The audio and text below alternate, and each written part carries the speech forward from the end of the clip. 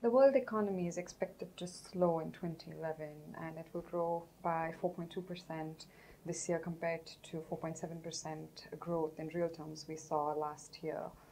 Financial conditions are improving and the world output is growing at a faster pace than most analysts expected.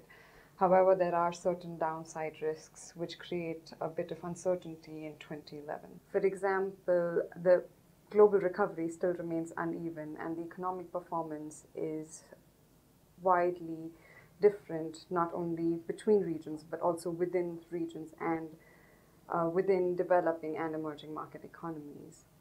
In addition, mounting government debt levels and massive public deficit levels, particularly in advanced economies, can cause financial spillovers, which can create a lot of uncertainty in international financial markets.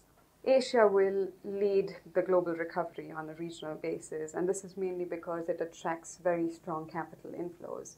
For example, in 2010, capital inflows into Asia were 4 times greater than the levels achieved in 2008. Asia's two economic giants, China and India, are expected to still grow very impressively in 2011. These countries are boosting not only regional growth but also global growth. And in real terms, China will grow by 9.4% in 2011, while India will grow by 8.4%. While these growth rates are slower than what we've seen in 2010, they're still very impressive. There are some countries that will struggle to grow in 2011, and these will particularly include countries in the European region. In the euro area, the countries which are at risk of sovereign default, like Greece, Portugal, Ireland, Italy, and even Spain, are particularly at risk because they will be implementing harsh fiscal consolidation norms in 2011, which will slow down growth in these countries. In 2011, Greece and Portugal will be the only European countries which will be in a recession. Ireland will see little growth of about 2%, but this is mainly because the country has been in recession for the last 3 years. Also, countries like Spain and Italy will see very little or no growth in 2011. There are several key trends that will shape developments of the global recovery in 2011. The first one that emerges is fiscal consolidation, which particularly affects advanced economies.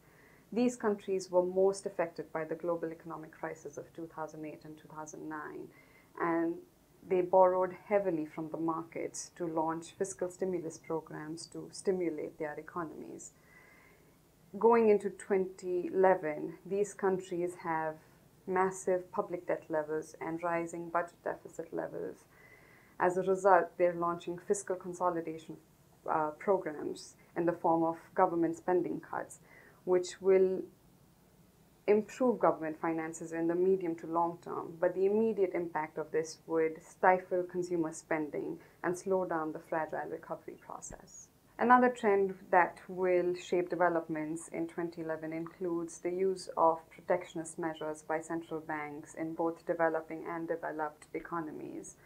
Central banks in the last year have increasingly been using their monetary policies in order to protect export competitiveness and stimulate their economies.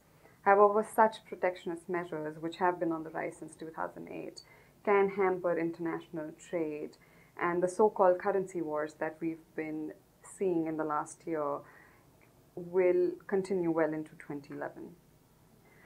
Finally, unemployment will continue to be a problem in 2011 for most advanced economies, and this will be a direct result of the fiscal consolidation norms implemented by these countries. The International Labour Organization does not expect global employment levels to go to its pre-recession levels until 2015. For example, in the USA, unemployment levels will not go below 8% until 2014. As a result of this elevated unemployment levels globally, again in advanced economies especially, consumer spending will remain weak and it will stifle economic growth.